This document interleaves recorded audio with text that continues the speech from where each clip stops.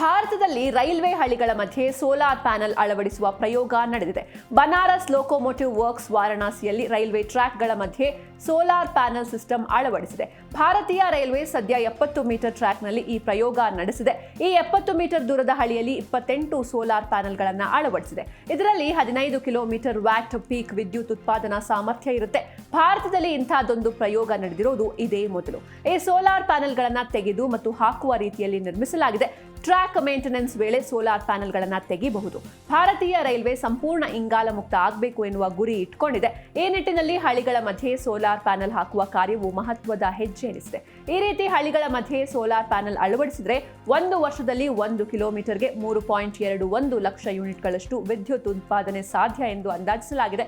ಭಾರತೀಯ ರೈಲ್ವೇಸ್ ದೇಶಾದ್ಯಂತ 1.2 ಲಕ್ಷ ಕಿಲೋಮೀಟರ್ ರೈಲು ಜಾಲ ಹೊಂದಿದೆ. ಇಲ್ಲೆಲ್ಲ ಸೋಲಾರ್ ಪ್ಯಾನೆಲ್ ಅಳವಡಿಸಿದರೆ ವರ್ಷದಲ್ಲಿ 38 TWh ಸೋಲಾರ್ ಪವರ್ ಪಡೆಯಲು ಸಾಧ್ಯ.